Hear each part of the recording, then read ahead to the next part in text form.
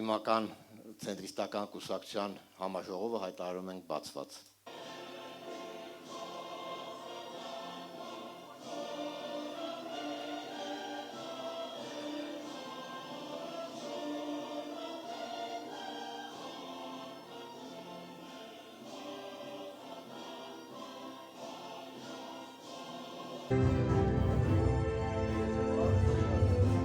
Ընտրություններին ընդառաջ մենք արձանագրում ենք հետևյալ պատկերը. կան ընդդիմադիր ուժեր, որոնք ներկայացնում են ընտրազանգվածի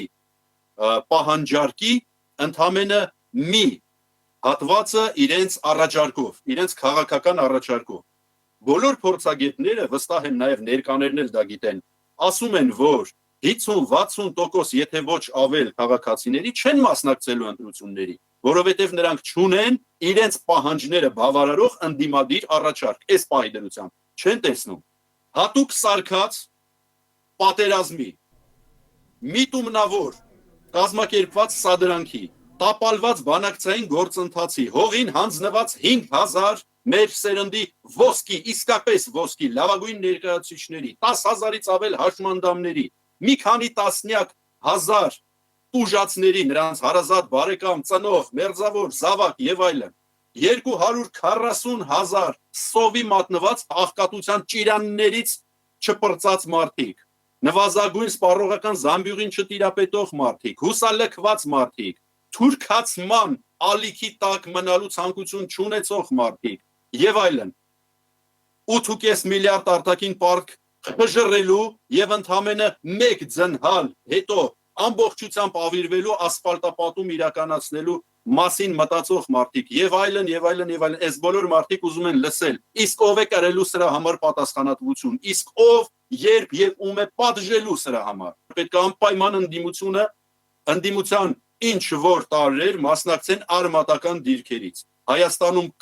կան, լինելու են միշտ ու հիմա կան հատկապես շատ մեծ թվով մարդիկ, ովքեր պահանջում են արմատական, ռադիկալ ընդդիմադիր օրակարգ, ովքեր են մեղավոր, ովքեր են հիմա կործանում երկիրը, ովքեր են ուզում մեր քաղաքակրթական, աշխարհայացքային, մշակութային, ազգային ամեն հետ ոչնչացնելով տեղը կառուցել մզկիթ, ովքեր են ուտում ժողովրդի փողերը, ովքեր են սպանել երեխեքին, ովքեր են շարունակում սպանել կամ ճաղավանդակների հետևը պահել, այն մարդկանց, ովքեր այս պրոցեսին դեմ են պատրաստվում կանգնել։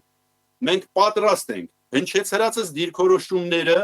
նույն կերպ ընդունող բոլոր ուժերի հետ միավորվել, միշտ ասել եմ սրա մասին։ Մենք պատրաստ ենք միավորման ներդնելով մարդկային ռեսուրս, դրամական միջոցներ, կազմակերպչական ունակություններ, լավ թիմ, մեծ լսարան եւ դիմացը ոչինչ չուզել, ոչ մի ամբիցիա, ոչ մի վարչապետի պաշտոն, ոչ մի ցուցակի կռիվ, ոչ մի առաջնայնություն, միայն մեկ պահանջ։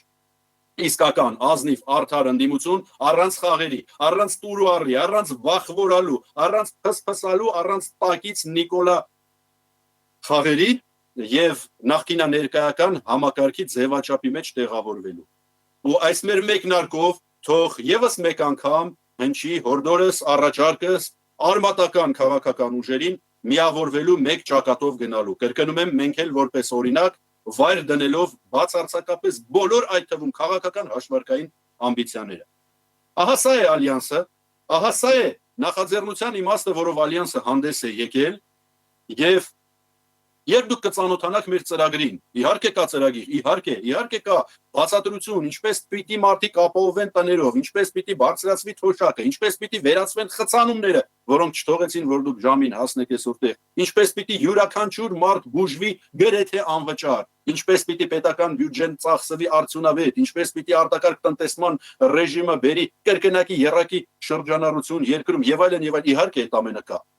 Բայց այդ ամենը չի կարող բավարարել մարդկանց, ում երեխաներին, ամուսիններին, հայրերին, եղբայրներին, հարազատներին խաբելով թաղեցին հայոց հողի մեջ։ Իհարկե պիտի լինի խաղաղություն, իհարկե պիտի լինի հաշտություն,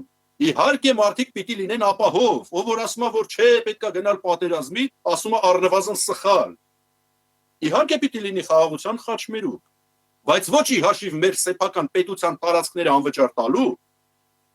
եւ երկրորդը նա ով որ ասեց, որ այս ամենին կարելի էր հասնել առանց 5000 երեխա սպանելու, պիտի դատապարտվի։ Պիտի փոխվի օրենսդրություն։ Մի մարդ սպանելու համար ձեզանից յուրաքանչյուրին կնստացնեն 15 տարով։ 5 մարդ սպանելու համար, ցմա 50 մարդ սպանելու համար, չշարունակեմ, 5000 մարդ կանխամտածված սպանելու համար։ Հետո գլխավոր ամբիոնից խոստովանելու համար, որ կարող էր դա չանել, բայց ամոթ էր, իրան չէին հասկանա։ Սրա համար պիտի փոխվի օրենսդրություն, սրա համար պիտի տեղի ունենա հանրաքվե, ժողովուրդը պիտի հանրաքվեով հետ բերի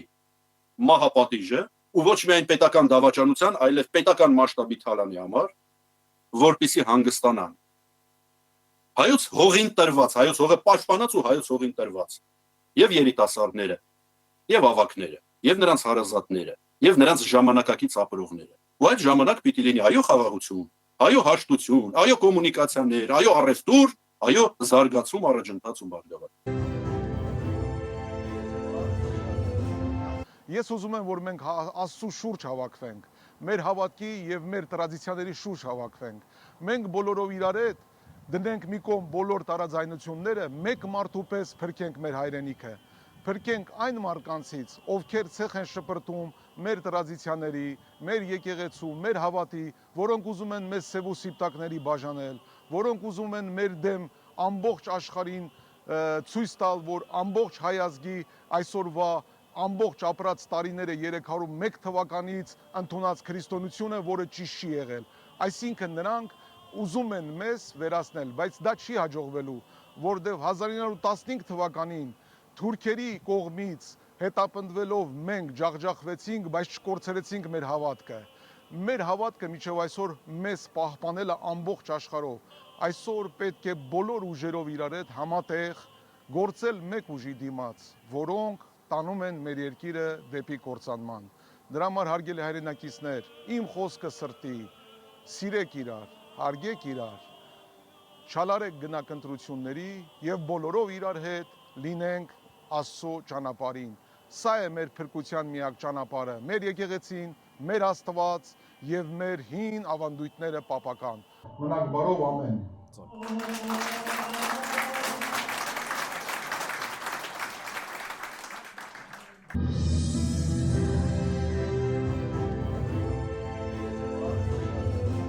Մենք կարող ենք հույս դնել մենակ մեր վրա, մեր ծնկների վրա, մեր բազուկի վրա եւ մեր հայության վրա ամբողջ աշխարհով մեկ։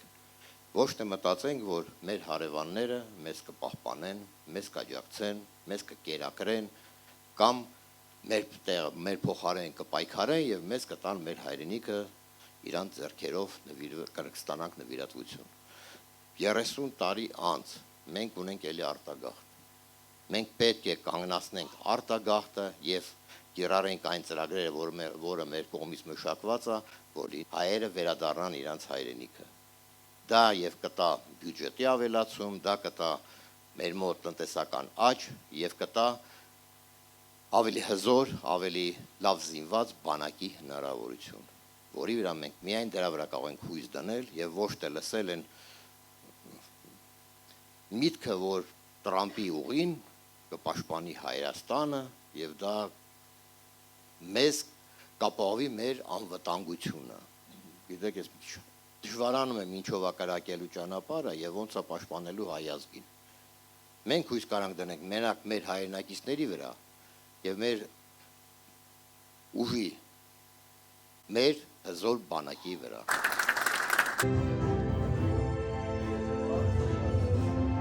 Հայաստանը չի կարող լինել թույլ պետություն, Հայաստանը չի կարող լինել անպաշտպան պետություն, Հայաստանը պետք է լինի ուժեղ, արժանապատիվ եւ վստահ իր ապագայի հանդեպ։ Սիրելի ընկերներ, մեր կուսակցությունը ստեղծվել է հենց այդ համոզմունքից։ Մենք չենք եկել քաղաքականություն միայն խոսելու համար։ Մենք եկել ենք քաղաքականություն վերականգնելու ազգային վստահությունը, վերականգնելու պետական արժանապատվությունը, վերականգնելու ժողովրդի հավատը ուժի նկատմամբ։